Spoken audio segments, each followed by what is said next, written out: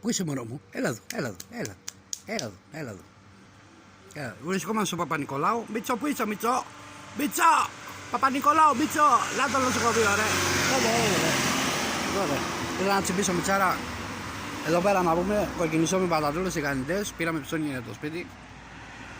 Τσιγαράκια εδώ πέρα, μάσκα, έτσι μπρο μου. Λοιπόν, η εκκλησία. Να το και το Παπα-Νικολάου. Μπρο!